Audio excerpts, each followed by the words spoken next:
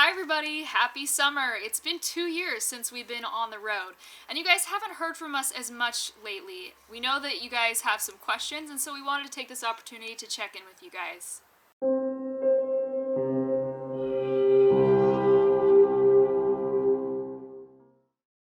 So I can't believe it's been 2 years. It actually feels more like it's been 10 years. It's hard to remember life before we were on the road. It's been a fun adventure, and we are loving it, and there's no sign of stopping. But I think we should probably address where we've been and why we've been taking a little break from YouTube. When we started the YouTube channel, we were trying to transition from a normal life into our mobile, on-the-road, full-time lifestyle. And we weren't sure how we were going to pay the bills. We knew we were determined we were going to make it work one way or another. And one of our strategies was, let's see if we can grow the YouTube channel to be big enough to pay for us, and that could be our full-time job. Wouldn't that be awesome if our full-time job was documenting our experiences and our travels? There are some great YouTubers out there who've been able to do that and have put a ton of work into it and have fantastic channels. When we started, there weren't a whole lot of RVing channels. There were a few and some really strong ones, but now it feels like there's like 500 of them, which is great. It's so cool to see people sharing their stories. It's definitely feels like an oversaturated market though, and a lot of the viewers have become entitled and they want a certain type of video that their favorite other family does, and they expect us to do the same exact sort of thing. And there came a point when we were feeling the tension of what viewers wanted and what we wanted to create, and we had to make a decision. Like, if this is going to be a business, we got to give the viewers what they want. And in a lot of ways, sadly, clickbait titles, drama, inducing drama, even fake or not, into your videos, lots of personal details, daily uploads, that's what does really well on YouTube. And we tried it for a little bit, and A, it wasn't really us, and B, it was extremely time-consuming. Why don't you talk about that? Yeah, the work-life balance wasn't there for us when we were trying to approach it that way. I was staying up till 2 in the morning editing. We felt like we had to film something almost every day. And it got to a point where, like, both of us were just like, this is crazy. We are stressed and tired, and this is not why we started traveling full-time. So we kind of had to reevaluate priorities. You know, a lot of people are able to make it work for them, but it just wasn't working well for us at that stage. There was a point where our channel was doing pretty well, and we made enough money to see hope that, hey, maybe this could be a full-time job if we really buttoned down on our budget and boondocked everywhere and hardly used any gas. We might be able to survive. That didn't quite work into our long-term plans, but it was like just enough of a taste to be tempting to not give up yet. So we gave it a really good go 1 month, and it just killed us, and it wasn't worth it for us. So I don't mean for this to sound like a complaint at all. It's not. I just wanted to explain why we're not doing it at the moment. And for us, time together is the whole reason we did this. We wanted to spend more time together in the outdoors doing what we love. And YouTube competes with that. Like, as we've talked about before, most of these edits take about 10 hours to edit each. And when you make $5 or $10 on them, it's really hard to stay motivated to do that every day. Plus, coming through this, I picked up a job, and so I had a full-time job, and then I had to do the YouTube on the side with Teresa, and it didn't leave a whole lot of time for exploring and playing.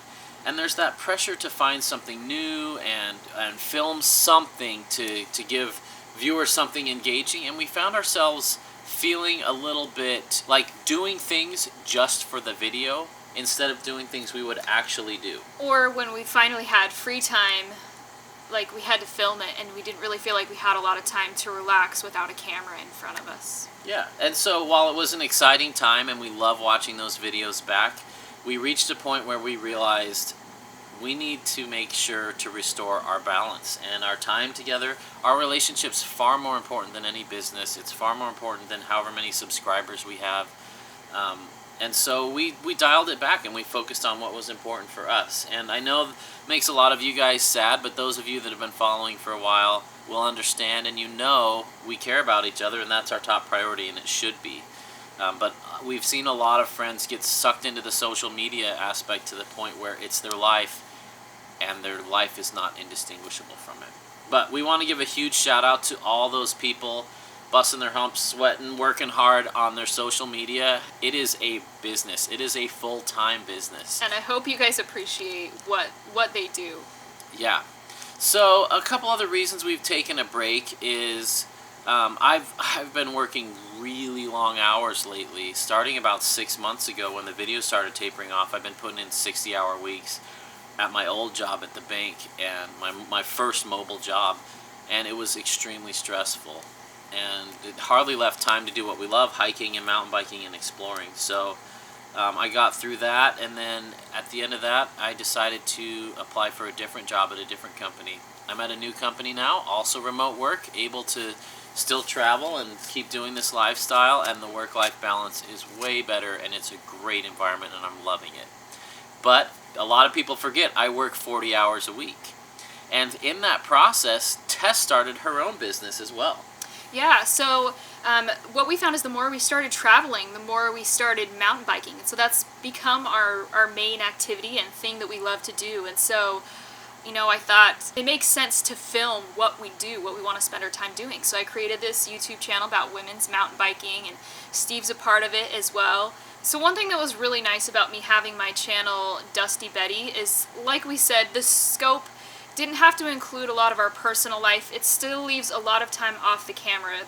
The scope of that channel is much more limited to just mountain biking, which has given us a lot better life balance, I feel like. So Tessa's YouTube channel is demanding 40 to 50 hours a week, and that leaves nobody to film and edit the more we explore content. So before, I was working and we were filming and Tess was editing. But once she decided to start her own channel, that left no room for the more we explore. And we're not giving up on the channel, don't worry. We still love the more we explore. We love all of you. We love sharing our story. A lot of the reason we called it the more we explore instead of the more we RV or whatever is because RVing and switching to the Airstream was one chapter of our story. In fact, if you go back to Season 1, Episode 2, like one of our very first videos, it was all about we love mountain biking and we have to pick an RV that suits the mountain bike. And we are more interested in exploring than just going to RV shows and talking about RVs and the whole RV lifestyle. The RV lifestyle is a means to an end, and to us the end is getting out and exploring more. So that's why we've called it the more we explore. That's why we focus hiking. That's why we focus on mountain biking. I know that's going to make a lot of you sad and people will leave the channel, but we're doing it because that's what we care about. And there are so many great RV channels out there. You don't need us to inform you because there's so many great people with lots of great informative stuff about the RV lifestyle. That being said, it is our lifestyle and we're happy to talk about it, but the number of incoming requests we're getting is overwhelming and we can't respond to people. So right now we're only responding to patrons. So our patrons on our Patreon page can message us and get a lot more personalized info about our lift, about our solar, recommendations on what year Airstream to buy, all that sort of thing. So we've saved all of that for Patreon. About 6 months ago when we started tapering off, YouTube was also flagging almost all of our videos for not suitable for advertisers. Now that's a little 5-second video you watch before our video. We don't make a lot of money off of those, but it's enough to make it worth it. We make $5 to $15 per video, which is really sad when you think about it, because it takes so many hours to put into it. And people will say, hey, at least you're making something. Yes, at least we're making something, and we're grateful for that. But it's no substitute for a business, and it'd be cheaper to work at McDonald's for 2 hours a day than to do any of this stuff. But when YouTube blocked that and we got no monetization, all the motivation for doing that was purely to connect with our friends and share our story, which is still motivating, but not on a daily basis. And so we really struggled with that. We would get a video released, it would say it's all good for monetization, we'd collect thousands of views, and we'd check the next day and it had been turned off. They had a little artificial intelligence, a robot that was scanning our videos and was trying to make intelligent decisions. We've never sworn once on our channel. Everything is family friendly, and we'd submit it for review. 3 days later they'd review it and then they'd say, oh, you're right, we'll turn it back on for monetization. By that time, the video had been out a week. It wasn't hardly generating any reviews, and our big spike in views was all with ads turned off, and we made no money on that. That was extremely discouraging. So YouTube was really shafting us on that, and we were really disappointed with YouTube, and it was a very frustrating time and killed a lot of our motivation to make regular content. And so there's a lot of other things that people don't understand that aren't creators about how creators are impacted. For example, you know on the right side of your video where it says you might also like this video or other suggested videos.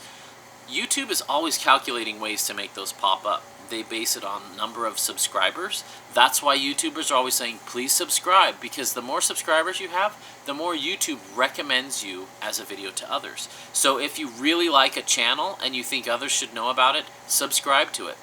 That will help them go up in the rankings. Also, when you search for something like Airstream Tour, if we have a lot of subscribers, our video is more likely to go to the top for that. So that means more views, that means more ad revenue, that means it allows us to pay the bills better with that.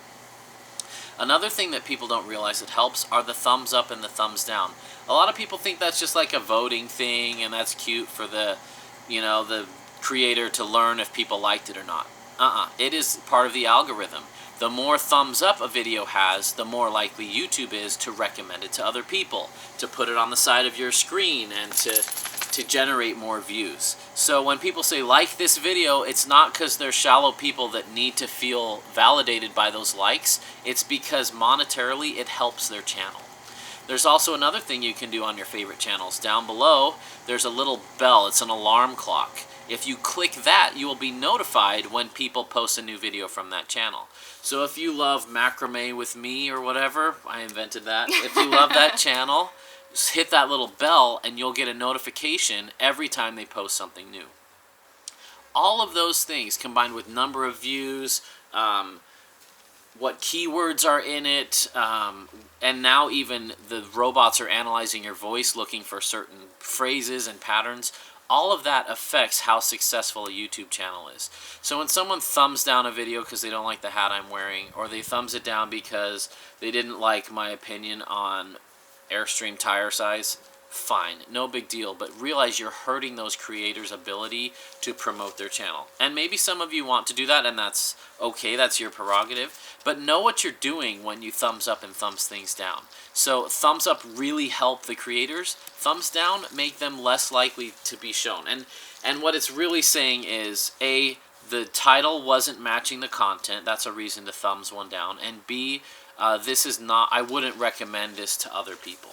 And those tools are there for that reason. So don't be afraid to thumbs up or thumbs down, but know that you're hurting the creator when you thumbs down and you're helping them when you thumbs up.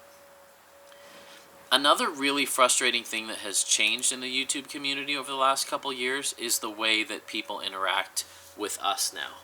And a lot of people, for some reason or another, have turned to YouTube as their way to judge other people and make comments about their life and tell them what they should be doing.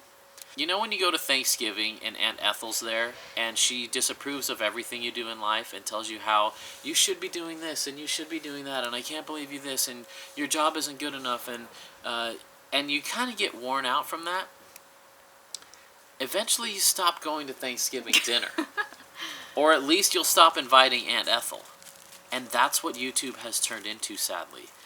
There are so many people now that just come on there. I don't know if it's because of American Idol, where people judge everything and you have They're used to voting on you vote on who's the best. Democracy. If you don't like a channel, leave. If you don't like a video, turn it off. But now YouTube is now the sounding board for all these people who just want to rate everybody and judge them and tell them what they should be doing and what they shouldn't be doing. It's exhausting. And we're being vulnerable. We're sharing our story. We're putting things out there that, we share some of our failures. And when people pile on and say, oh my goodness, you failed at something. Yeah, we did. We're human. We fail. It happens. But just like how watching the news for 12 hours a day is depressing, releasing YouTube videos every day and watching all the negative comments pour in is equally depressing. We don't watch the news 12 hours a day because it drags us down. We also don't post videos very often because people become so negative, it's not worth it. There are great things we filmed, and at the end we said, you know what, we're not going to release that because the comments will be so critical. It's going to get so much backlash, we're not even going to share that. And that's it kind of taints the experience for absolutely. us, you know? It's like, yeah, we'll say things and we'll say, nope, I can't put that in the edit because someone's going to have a problem with that. And, you know, people are going to say, just grow thicker skin and share whatever you want. That's easy to say when you're not the one with a million Ethels critiquing every single thing you do, from your weight to how you look to your makeup to the clothes you wear to how fast you drive to how you wear your seatbelt to you name it. Everyone is so critical these days, and it is exhausting. So when it's something like creating videos that takes so much work, I mean, yeah, it stinks to be vulnerable and put that out there, but it's also like, I'd rather just enjoy the memory and not have to, you know, deal with what everybody has to say about it, you know? Yeah.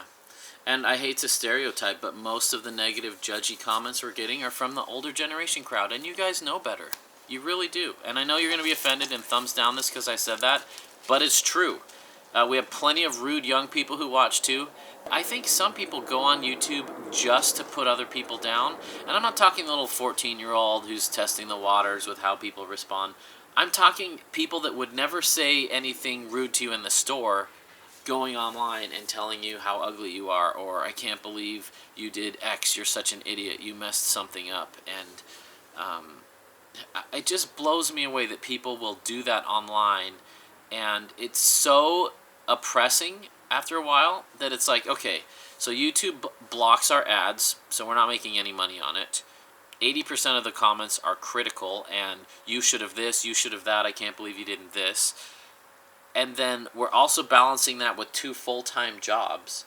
And unless we create a clickbait title, it doesn't get a ton of views, so we're like, what's the motivation for creating regular content for us? Yeah, unless it's a video that we're, you know, that we really want to put out there, which we still do from time to time.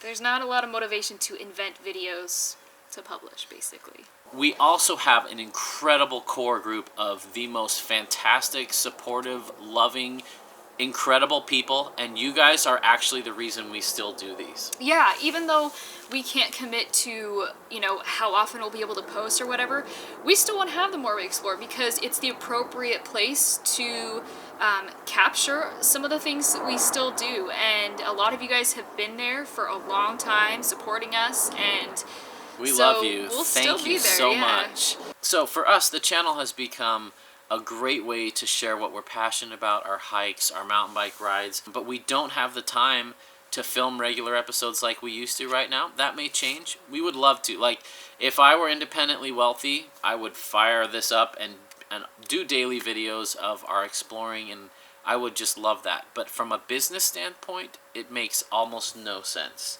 It makes 0 sense. It would cost us more money in fuel than we could make to even do these videos. Don't forget the amount of time it would take to do that. So I don't want to sound like I'm whining, but a lot of people have wondered, where have you gone? Why aren't you making videos every day? Are you still alive? Is everyone okay? We're great. We're super happy. We're so happy that we've realized the importance of having a balance in our life, and YouTube was upsetting that balance, and the pay wasn't enough to make it worth it. But that being said, we have some huge announcements to make in some upcoming videos. We will release them first on Patreon.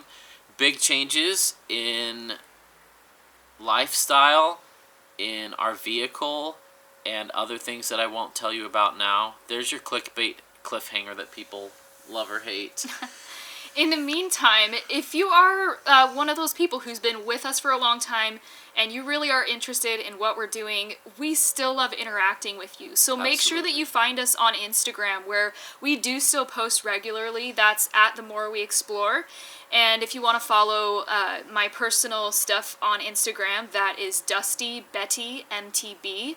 And if you want, you know, advice, or if you have questions for us regarding the RV life and things like that, make sure that you join Patreon, because that's just the best way for us to handle all of that traffic. But we do still want to interact with you, so make sure that you find us those other ways, because we really are posting regularly there, and yeah, we'd love to see you.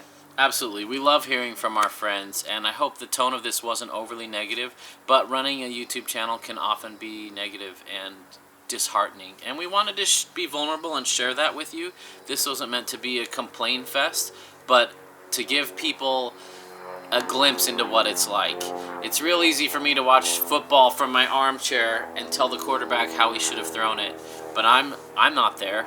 I have no idea the pressure he's dealing with. I don't have the training he's had. I don't have the fitness he had, and so it's real easy for me to tell him how he should be living his life, and it's real different for someone who's actually been a quarterback.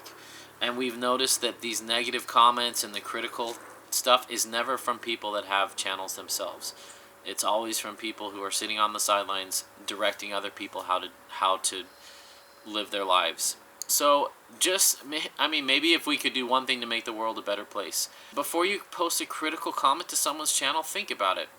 How would you feel if someone said that to your child? How would you feel if you spent all the time to film it and create it and you put an opinion out there and someone said that to you? Would you say it to someone's face? Yes, absolutely. Yeah. So anyway, that's the end of that. We love the doors that YouTube has opened for us. We're going to continue to do YouTube, but it will be more focused on exploring and less on RV shopping and all that, because we've already bought our RV, and that was like rounding first base on the way to second base. We passed first base, so we don't want to go back and film first base, because we're on to the next adventure, which is exploring the outdoors, moving on, living this wonderful lifestyle. There's one more update people are going to want. Fender, come here.